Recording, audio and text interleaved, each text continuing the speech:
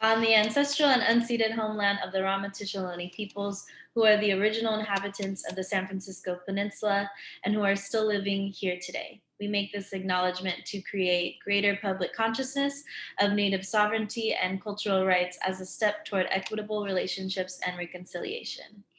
And as you all saw before, we're going to be recording this meeting today. So if you have any issues with that, you can go ahead and just press stop your video so you're not being recorded. Throughout the evening, we will be adding to the chat various ways to continue your musical journey with info about opportunities at Community Music Center. And if you have any questions or comments, please direct them to the chat and we will be sure to address them there. And now please join me in welcoming Grace Uneman, Piano Department Chair and faculty member. And Grace will now share an overview of the series. Thank you, Grace.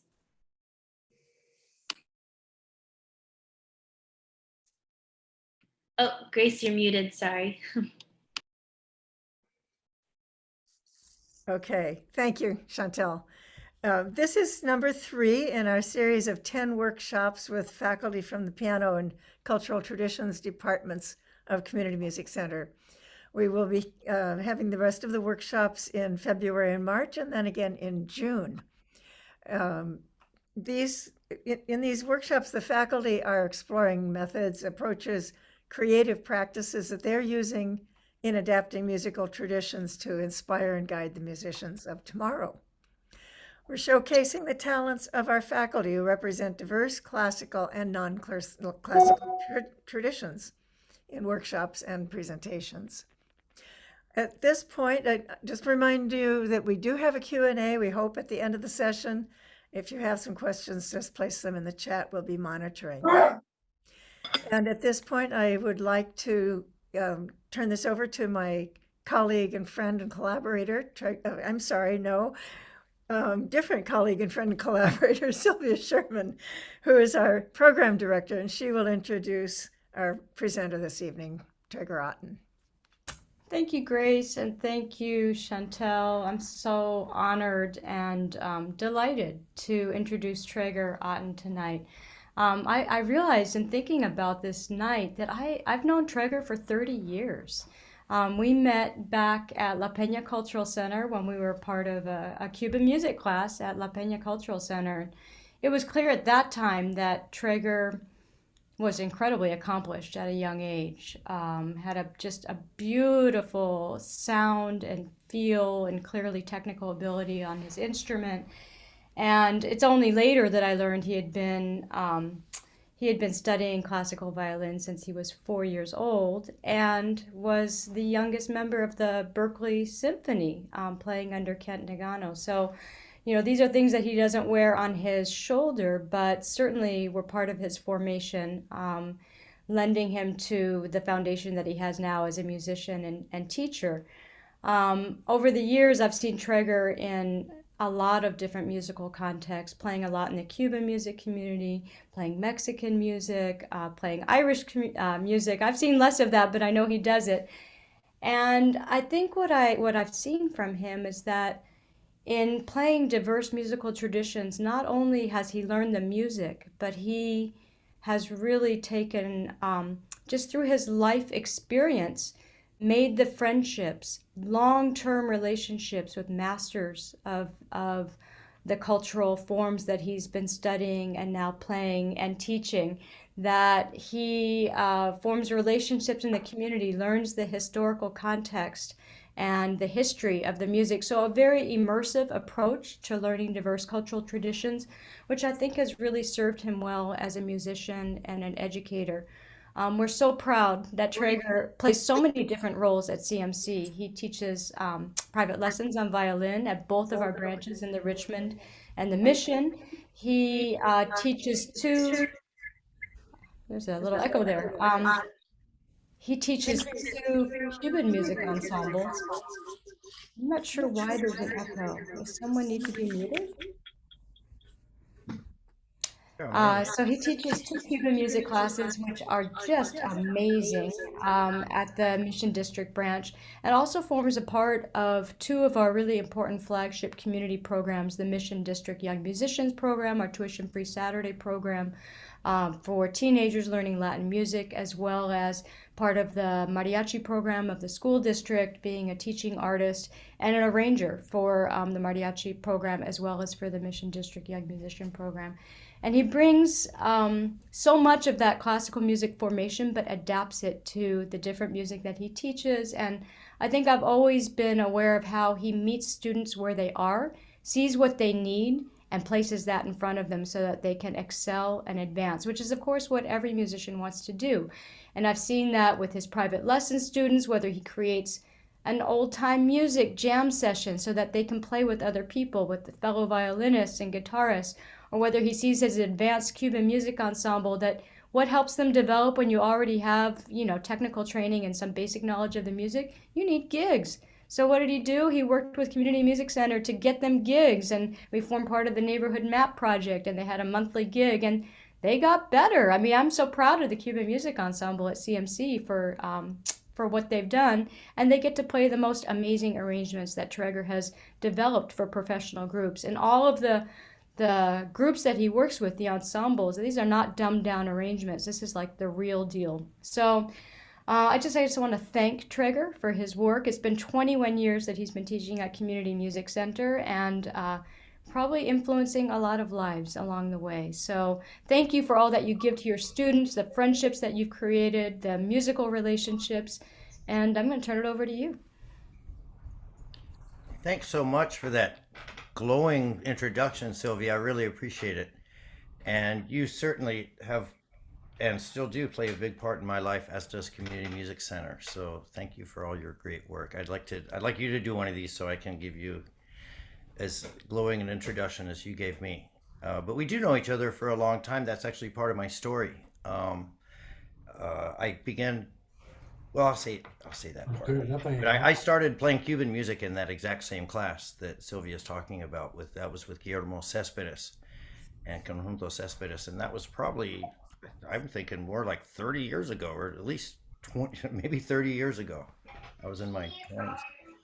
Um, but just to tell you a little about myself before I get into the meat of what I want to talk about tonight, which is mostly about how traditional music and musicians of traditional music, what we learn from that and how that translates into teaching, and how it translates into teaching at Community Music Center also in particular. And so I was born, I see my dad's here too. Hi, Dad. Dennis. I was born in the South Pacific. Actually, it's not really South Pacific, in Micronesia, in the Marshall Islands. My father was born in Hawaii, and I guess for him it wasn't so strange to move to a place like the Marshall Islands back in the 60s. And I kind of grew up in different places with my family. My father was studying at Illinois State University, lived there for a while, and then was a professor of art down in Corpus Christi, Texas. Then moved back to California. I started playing violin at the age of 4.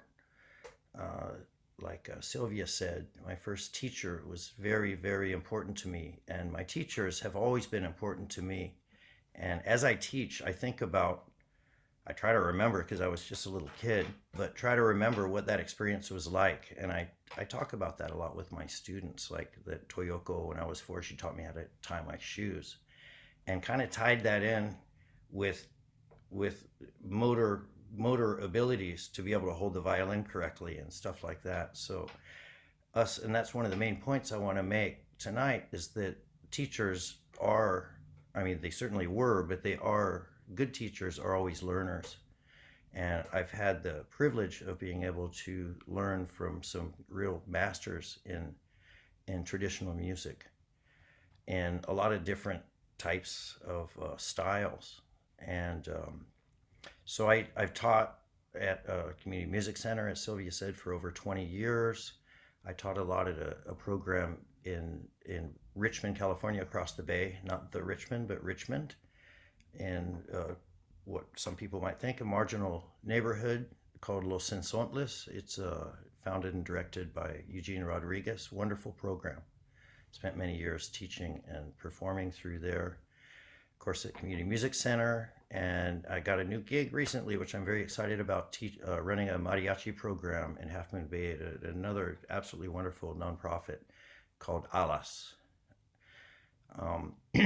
And so the music that really influenced me in the past was mostly classical music, because that's what I started out with. I love classical music. I don't perform it very often, but I love it. I was lucky to have the great conductor, Maestro Kent Nagano, be a mentor of mine, and I wrote a symphony, a concerto for trap drum set when I can't remember, I think I was 15, and playing in the Oakland Youth Symphony, and really great youth symphony.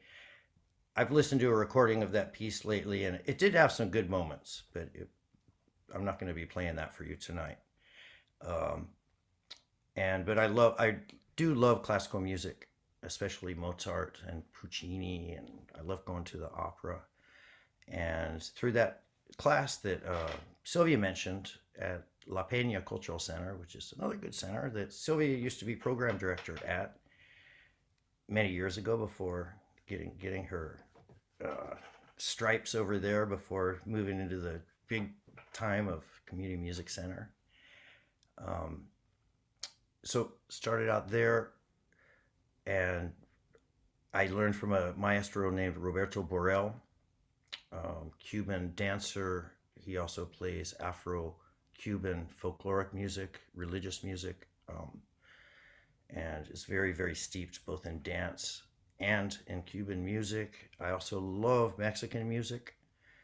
Through Los Sensontles, I've learned a lot, and also I play a lot of Irish music and teach a lot of Irish music in the center, and I work with an Irish band called the Shams, and we've done a lot of, actually the director moved up to Seattle. Normally we'd be getting ready for Patty's Day celebrations, but not this year. And also flamenco music has been very important. But with flamenco, I tried to get into it, but it's one of those things, unless you just do it 24/7 for 20 years, you can't even hardly play a note with those ensembles. It's real heavy duty stuff. And also, of course, Venezuelan music. My wife is from Venezuela, and through that, I've really gotten to experience firsthand what it's like. Her and her whole family, all of her brothers and sisters, play the Venezuelan cuatro. It's like a little guitar. It's compared to a Venezuelan ukulele. It's compared to a baritone ukulele, very similar to a baritone uke in tuning and the way it looks too. And so just being able to be in a family environment at parties and at houses to see how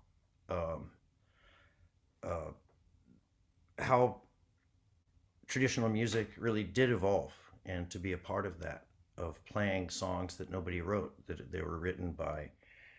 Oh my gosh, you know what happened? I got a low battery. Just give me 1 second. I forgot to plug in my computer.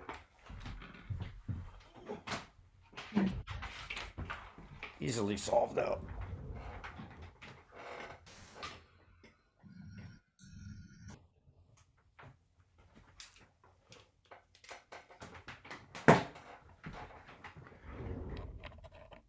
I charged it up this morning, but doing getting all the videos and stuff ready this afternoon, I did a lot of last minute edits. I guess it got started to go low, but we're cool now.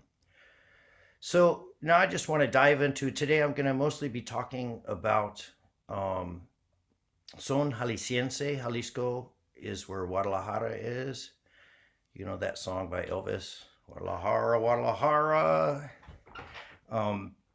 And it's a mariachi style of music, and it's called son jalisciense. Son is a very interesting word in Latin America, because in Mexico it refers to two types of music. One is son jarocho, which comes from Veracruz, which is like the Caribbean part of Mexico. And get that light back on.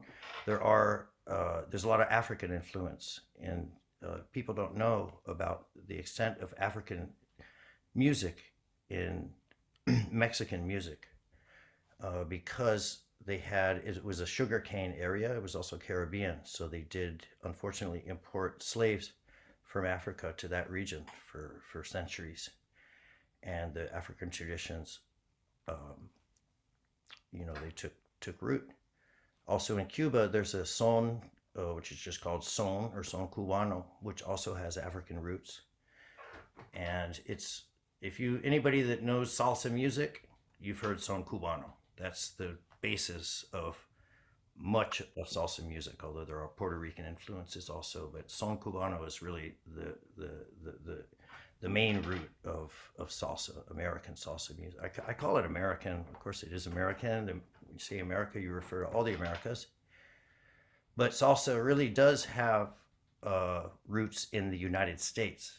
The United States is a Latin American country in many respects, because we have so many Latin Americans living here, and there's a lot of Latin American culture that gets produced in the United States, even that is born in the United States. So I always found that very interesting, and something that people don't think in those terms, but I think that's an important way to think about it. So I want to show you some videos. I might not actually play. I was going to play an Irish jig, but I might do that later. We'll just see how if I'm talking too much or if the videos are too long. But I want to start off with Mexican music, as I was saying, with the son jalisciense. I'm also going to talk a little about, in musical terms, I know you're not all musicians or professional musicians or students, but if you're not, you should be. You've heard about the Community Music Center. By the way, we're celebrating our 100th year anniversary this year, which is great. Yeah, it's awesome. It's a great organization, and we're really moving forward. I lost my train of thought. That's right. Starting with the son jalisciense. So this music I learned from an elderly guy from Jalisco. He was from a town called Tecolotlan. Down there they have a lot of towns and cities. They're named something Tlan. And so they have Tecalitlan, which is where Mariachi Vargas, the most influential mariachi, which is kind of close to Tecolotlan, where Julian was from, this older gentleman. And also Cocula is right by there. They call that the cuna of mariachi. So there's a little region there in Jalisco, rural region. And this music really came from the ranch. And once again, it didn't have composers. The sonas don't have composers. It's music that evolves out of, it's like the composers are el pueblo. They are the people. That's not a political thing to say at all. It's just the truth about the way it is. And mariachi did evolve that way. When mariachi started out, there were no trumpets. It was mostly just a quartet, and it was dance music. They would put a tarima up, and the dancers were also actually musicians, because the tarima is like a living platform that they dance on, and they would dance in their sandals back then, and it would make drum beats. So the dancers were the percussionists, and then they had a guitarrón, which is a big bass. Guitarrón means literally big guitar, and that's what it looks like, a huge fat guitar. You've seen them. And a little vihuela. In Mexico, there's literally hundreds of types of guitars, which are traditional instruments. Somebody said 500 once. I don't know about that, but there are hundreds of types of guitars, and they play the vihuela, and then 2 violins. That's the way it used to be. Sometimes a harp, and they had some other types of guitars that they would use. But we met this guy named Julian Gonzalez, and he remembered all these songs. He was already older. He remembered all these songs that his grandfather taught him. And there were versions of songs that you still hear today. I'm going to play one of those, but they sound really different, and they're much more, I don't know, in a way I like to think about, like much more rocking, they're not so refined. When mariachi music moved from the rural setting and it moved into the cities, They added trumpets so that it would be louder. They started wearing matching outfits, playing in movies. The music's still wonderful, don't get me wrong. There's no value judgments here. But the music did change, and the improvisatory part of it changed. They lost the dance. They lost the percussion. And so I want to show you this. Julian taught, so we extracted this music out of him. And it was about a 10-year project for me, trying to transcribe all these versions of songs. And we did scores and scores of them. And each one took many, many hours, because he has a way of thinking about music that's not like a classical way of thinking, which to me is like, ding, all right, I can use that. How am I going to use this in my teaching too? Where, let's say he just always plays this note that I can't figure out, or rhythm I can't figure out in bar 52. In order to get to bar 52, he has to start at the beginning of the piece. So he starts at the beginning, he plays the whole piece, and then he gets to bar 52, he does, I don't get it again. So I say, oh, there it is again. And then so he started at the beginning of the piece. So it was took a very long time to figure out and to transcribe. I transcribed exactly the guitar part, the bass part, both violin parts, and the singing, and figured out the rhythms, which are extremely complex, very, very advanced, much more so than it sounds. So the music is in 6/8 and in 3/4 at the same time. Or it's alternating 3/4, 6/8. Or you'll have 6 bars of 3/4 and then 2 bars of 6/8. Sorry for all the musical terminology, but those people out there that are musicians will know what I'm talking about, how complicated that is. And it's also called a compound rhythm, where you'll have like 3/4 is like 1, 2, 3, 1, 2, 3, 1, 2, 3, 4, 5, 6, 1, 2, 3, 4, 5, 6. So you get these.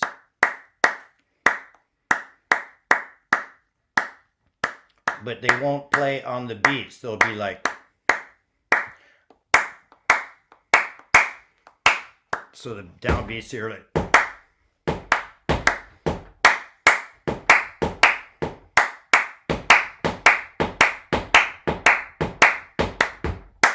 And you'll have these really complicated, everybody's playing on the offbeats. And same thing happens in Cuban music. So I'm going to show you a video. This is going to be Chantel. It's going to be video number 1, Así es Tregar Otton. And this is after we learned all this music. We taught it to children at the center. And then these were children of immigrants from this region, or children that actually immigrated from this region, a lot of them, or from other places in Mexico. And then they learned the music that hadn't been played in 100 years, and we took it back to where it was from, where it didn't even sound that familiar to them. So kind of fascinating cross-border sort of stuff and dealing with immigrant children and children of immigrants, a lot of them. So if you could start that, it's called Así. This is when Julian went back home to his hometown for the first time in like 10 years. And he's on tour with this group playing the music from this place. And he's meeting some folks he hasn't seen in a long time. Que va a llegar. Seguido pregunto por ti. Por eso, mira, aquí vengo. Me fui solito. Qué bueno. A ver a mis amigos. Está bien. Aquí estamos todos esperando. ¿Tranquilos? ¿Bien?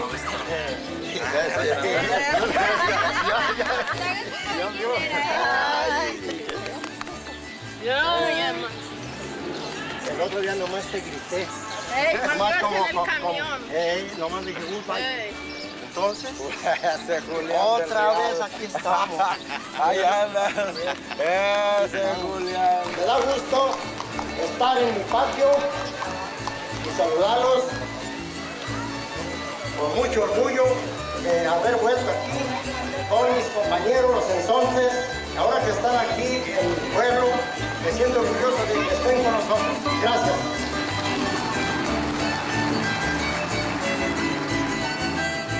Soy nacido en este pueblo, suelo sin comparación, que con mucho orgullo digo y sin equivocación, tienes tu plaza de gallos de fama tradicional, y tabernas tan famosas destilando su mezcal. Yo soy del sur de Jalisco, de esta bonita región, y al pie de esta linda sierra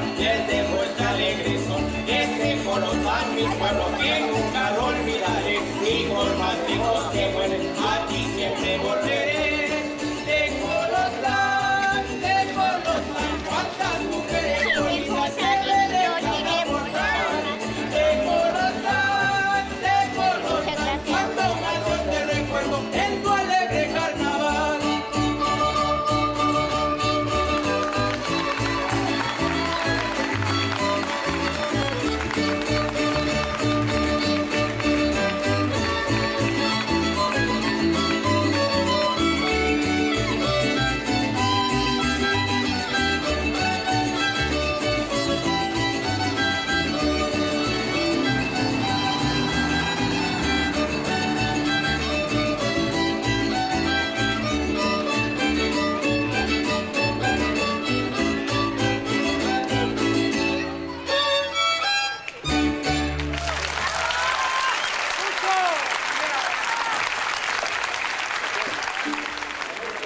Me da mucho gusto que haya venido aquí nuestro paisano Julián, un músico lírico, orgullosamente de...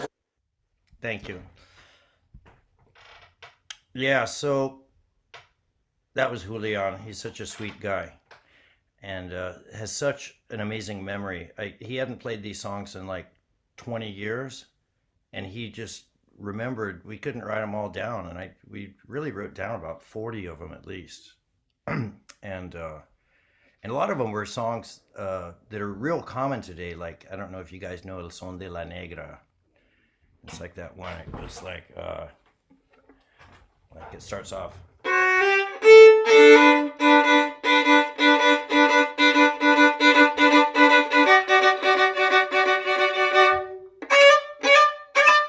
It's just it's a really fun song. You might know it. It's probably the most famous song from Jalisco. And so the next one, I just want to jump right into it. It's called Los Arrieros. Once again, the rhythm is very complex. I'd like you to listen to how the bass and the guitar, what rhythms they're doing. I think this one actually has dancing on it too. So you could kind of hear how the dance was. And also there's a section when they're singing, when I'm playing behind this kind of wild, really trippy rhythm behind the singing, which it sounds, I don't know, like, I'm forgetting his name. That guy that wrote the quartet where there's like a symphony playing and there's like a quartet that's playing on stage two, but there's John Adams. It sounds like a John Adams piece or something in a way. And so that's video number 2, Los Arrieros.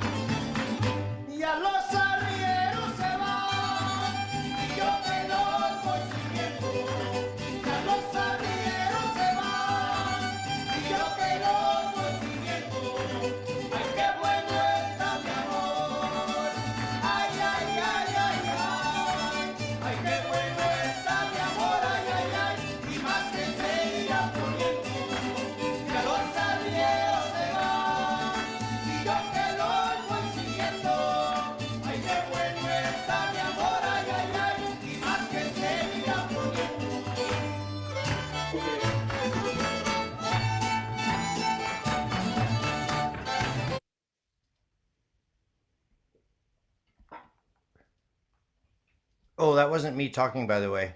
Oh, sorry. I thought that was That's okay. a sign. Actually, can you jump ahead to the end? There's a part I just wanted to hear. Yeah. Like, I don't know, a minute before. Let's see. Oh, I should probably just move on. All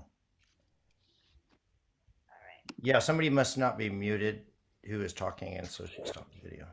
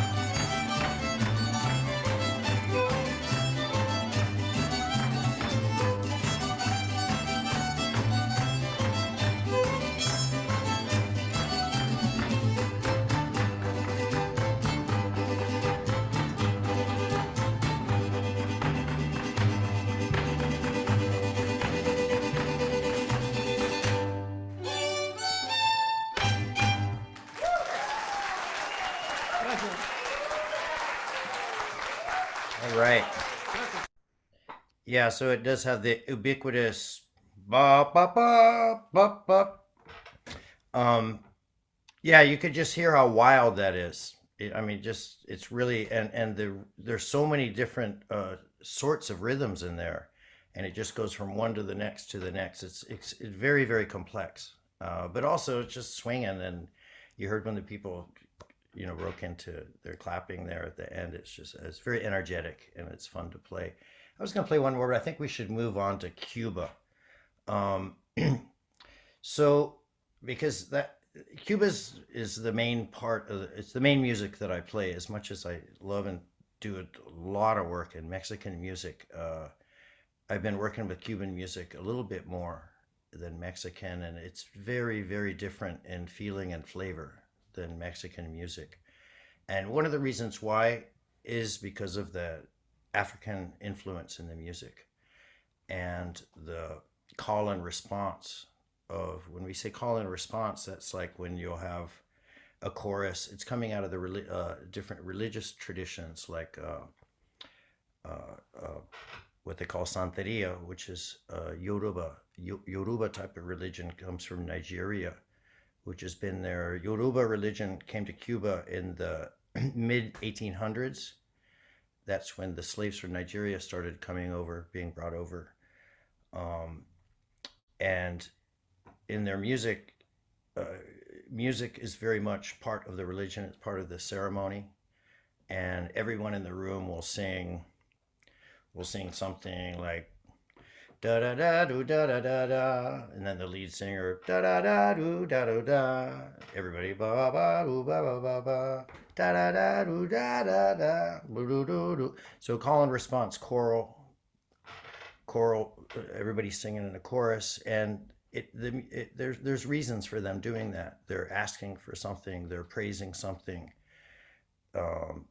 It can be very intense. The ceremony certainly can get intense. And the other music that has a lot of influences from the Congo, Congolese music, the type of religion, if you want to call it that, is Palo Mayombe, and that actually has it's been in Cuba much longer than the Yoruba music, than the Yoruba tradition, as far as having a lot of population, a lot of people involved in it, because the slaves first were brought over from more the Congolese region, which is south coast, not south coast, but south of Nigeria.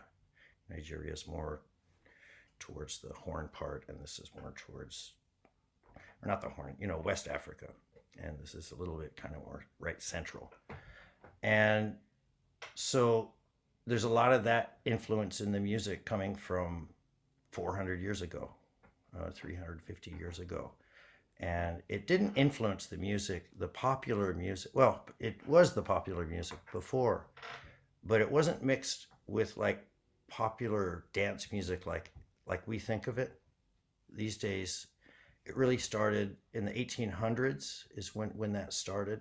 And then the late 1800s, especially in the early 1900s, a lot of the African drums started being played in well, they evolved out of African drums, like the conga drum from the Congo. Early part of the 20th century, in the white popular music, a lot of the African concepts started being introduced and seeping in, and then just really taking over also. Or you could think of it the other way around, that that the groups were, and I'm just thinking this off the top of my head, that it was just so infectious and such great music that they just had to play it. What would evolve once they started mixing the European and the African music together. And one early type of music that was very popular was called danson, and they also had son. Danson evolved out of the contradanza, which was originally brought over after the Haitian Revolution. Actually, the only successful slave revolution ever, and they were the first country in the Americas to get rid of the colonial powers. Interesting history. And a lot of these folks, a lot of people left Haiti after that revolution, and during the revolution, and moved to eastern Cuba and brought with them the music. And along with a lot of other stuff, it evolved from the contradance to the danza to the danson. And then danson started putting in, and it was like a ballroom style dance, very elegant, very stilted.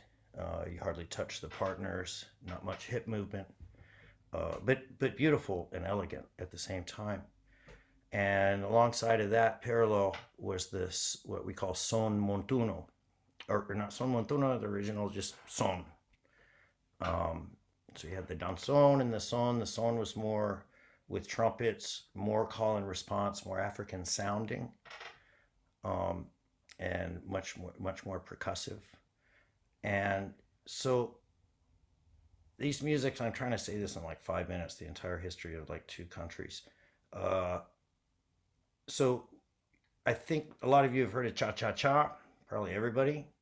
Cha-cha-cha, it came out of a mixture of the son and the danson.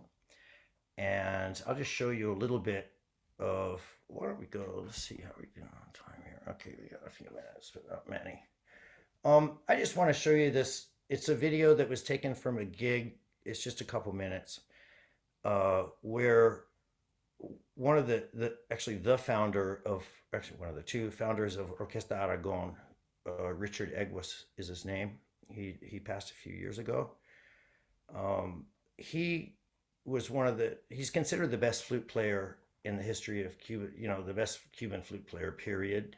He wasn't in Buena Vista, because a lot of those guys that were in Buena Vista were people that like fell out of popularity. He was like too famous to ever fall out of popularity to be part of that group. It's kind of ironic how that group got to be so famous.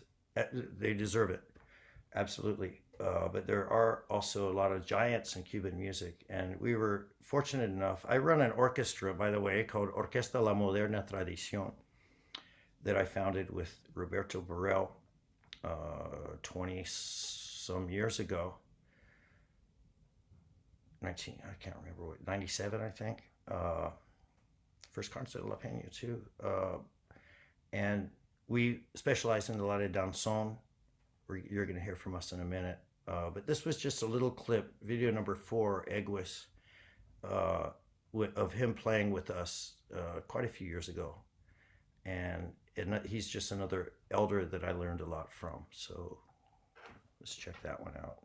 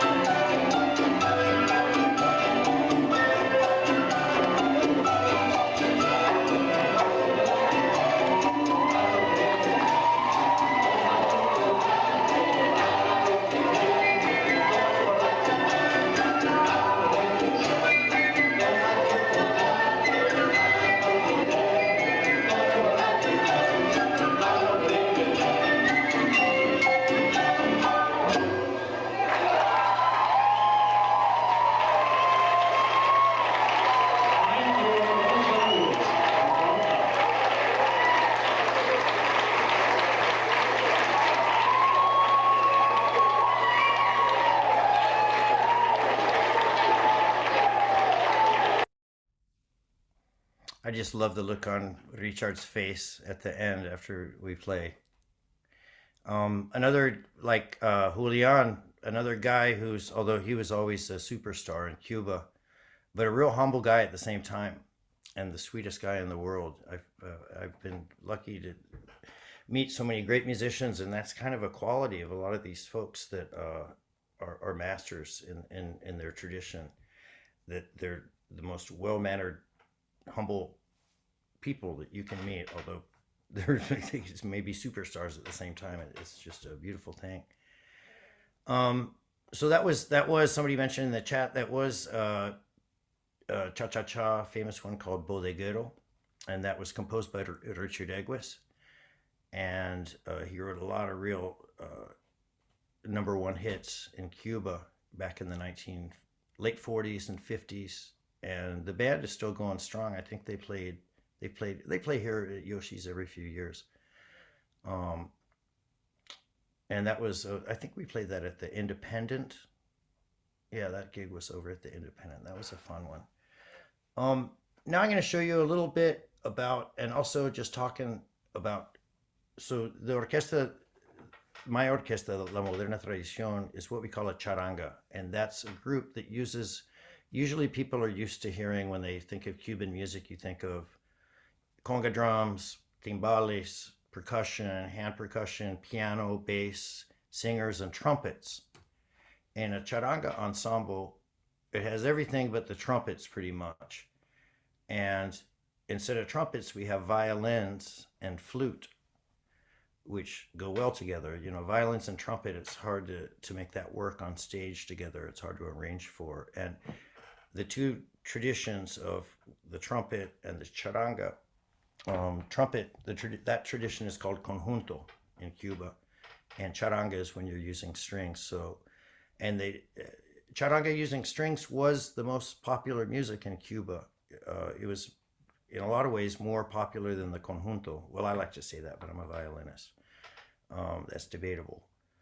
But it's not so well known outside of Cuba, and it's not so played these days either. And I think that's kind of a reflection of the society, that the sweet lilting sounds of the violins are being taken over by the powerful, you know, just driving trumpets and stuff. Plus, it's more commercially accessible, I think.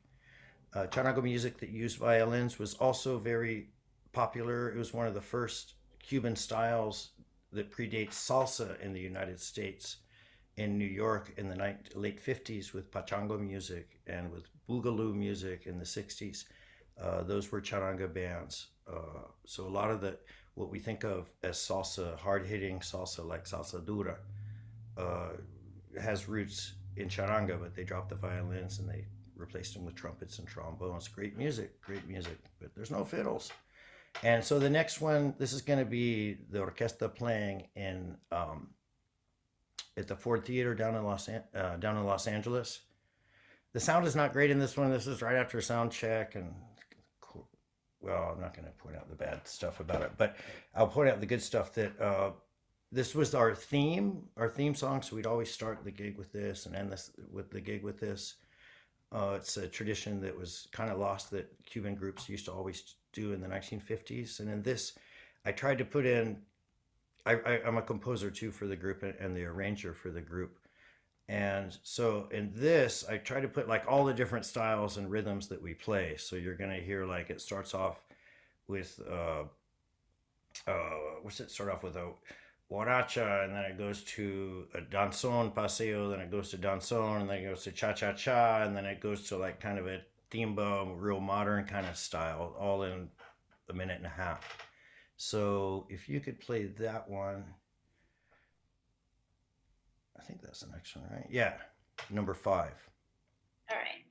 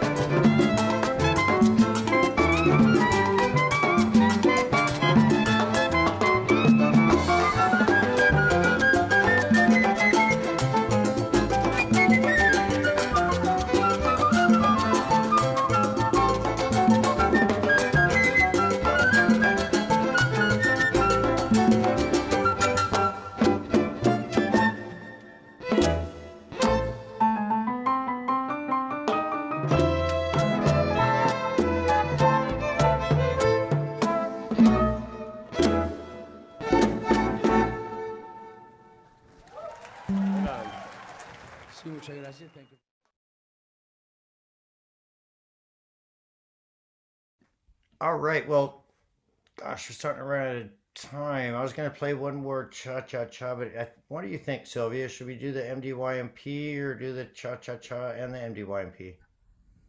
Well, I think we can invite everyone to go to the website to see MDYMP. We have lots of beautiful performances of them.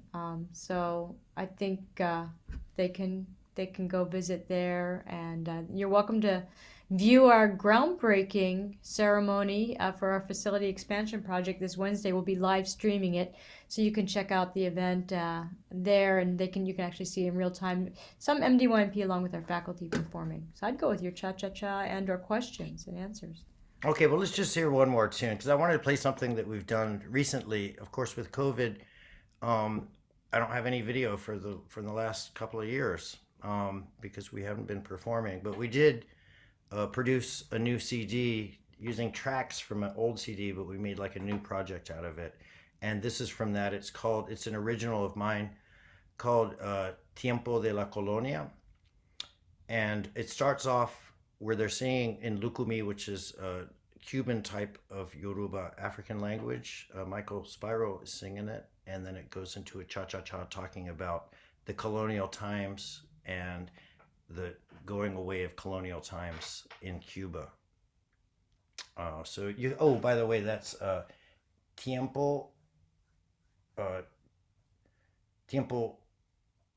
guess that's number 7, yeah? Number 7 or number 6? Whatever says Tiempo. Okay, I got Yeah, it might be 6, yeah.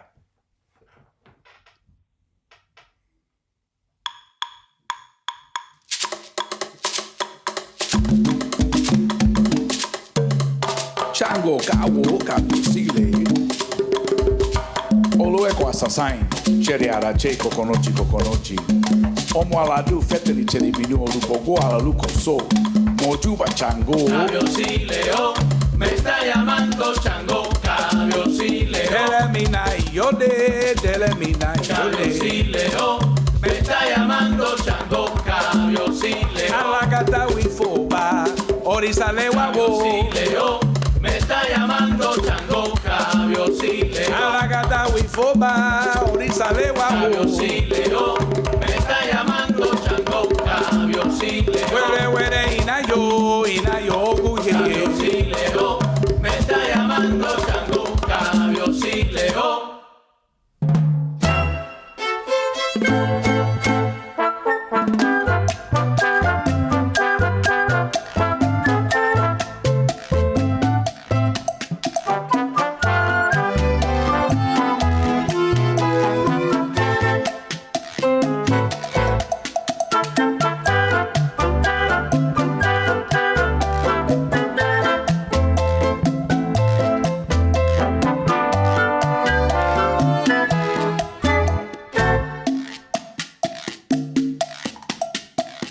En el tiempo en la colonia, negro tocaba el tambor. También en los cafetales, trabajaba de sol a sol. Negro toca para los santos, pidiéndole protección y que siempre lo acompañen con toda la bendición. Negro ya está cansado de trabajar como esclavo, solo reclama la libertad para él y sus hermanos. Es tiempo de rebelarse contra el amo que lo oprime. Ya el palenque está esperando a que dure el tambor. Repique. Negro se va para el monte cimarrón.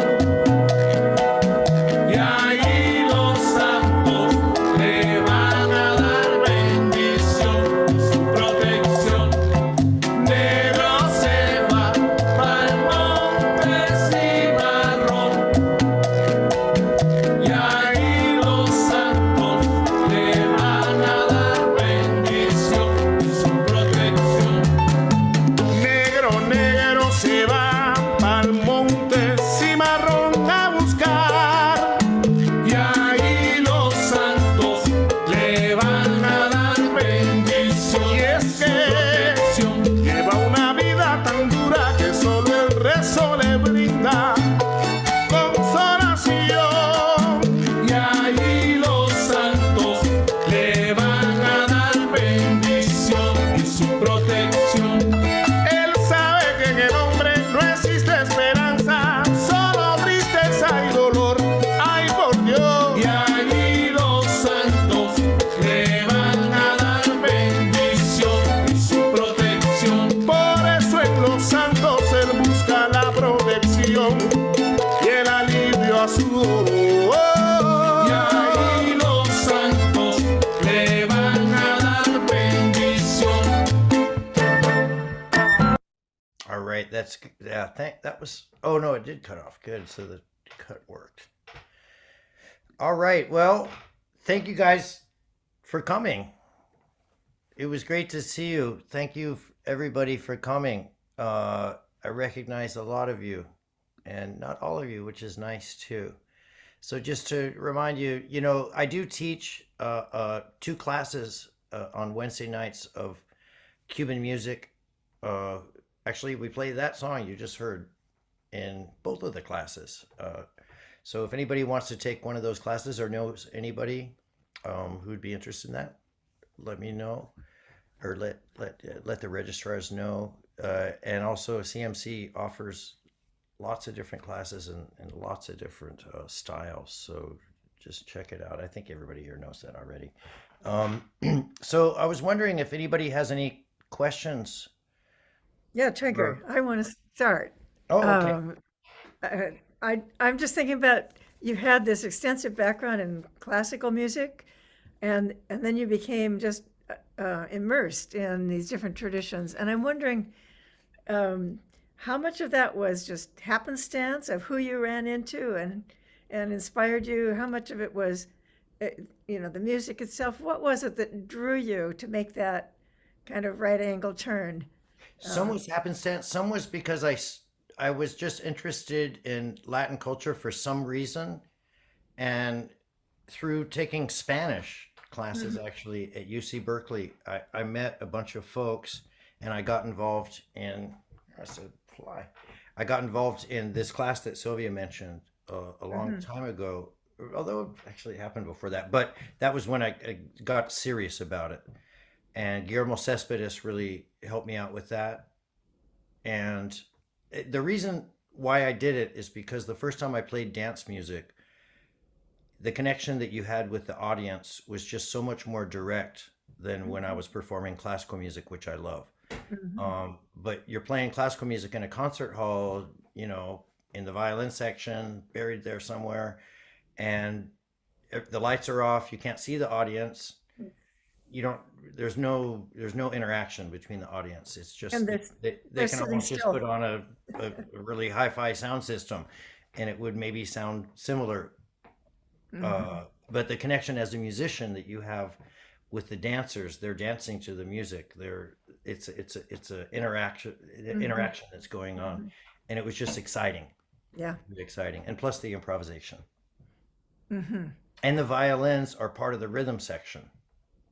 We play repeated patterns, so much as the piano goes do go do gung gung gung go go go, we go do go do gung do go do gung ga gung ga do gung. We play repeated rhythm, so we're part of the rhythm section. I always wanted to be a percussionist.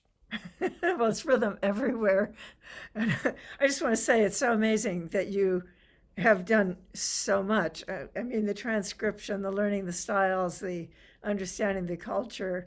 I, for one, am glad that this is all being recorded so I can go back and absorb a little bit more of it, because you really covered a lot of ground for us this evening. It was really interesting. Yeah, transcribing music is a great way to get to know it. Yes, very disciplined. Yeah. Hi. Yeah, I have a question.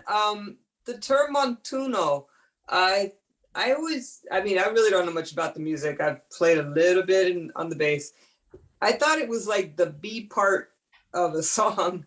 It's actually something else. Well, the song I actually meant to mention that when we're listening. You can always hear in most of these songs, or in many of these songs, where there will be like the the lyrical part at the beginning of the song, where there's like an intro, there's an A section and a B section. You know, there's like the singing part where, and there's more chords going by, and then it breaks into what they call the montuno section. Right, I didn't even mention clave, and I'm talking about Cuban music.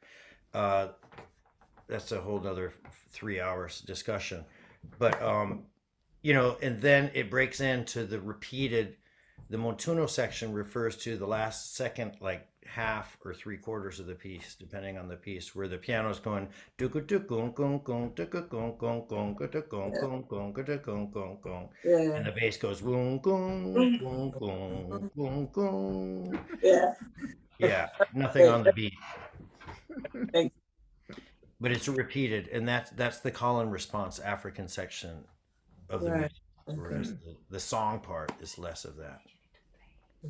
Thanks. Any Yeah, other sure. questions? Do we have any? Well, maybe better wrap it up. We're getting a little bit past our Well, I closing have a time. quick question.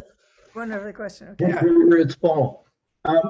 What are you doing next? What are you exploring? Good question. Oh, thanks. Actually, we do have some gigs coming up. There's one in we're playing at Yoshi's on I don't have it sitting in front of me. Maru. We're going to be playing. Actually, you can go to our website, which I'm redoing. Yeah, we're on April 20th. We're at Yoshi's, and you can go to the website actually and buy tickets for that right now. They just started that, and we also have a gig in Oakland at a place called the Sound Room on March 12th. March 12th, and we're going to be in Pacifica April 2nd. April 2nd. So we do got some gigs, and and we have a website which hasn't been updated very well through the COVID, but it does have the gigs on it. It's called danson.com, and please keep checking that, because in the next few weeks I'm going to have the new website up that I've been working on. Danson.com, that's spelled with the Z, DANZON. And they have some pictures of us and some tracks you can listen to on there too. Great. I know some people have to go, hey, thanks for that question. Yeah. I'm always terrible at self-promotion. No, that was good to hear. And I just want to say, this is number 3. We've got more sessions coming up. Come Yeah. back in 2 weeks. We've got Omar Ledesma presenting another program, and 2 weeks after that, we'll have programs through March, and then we'll take a break and have 4 more in June.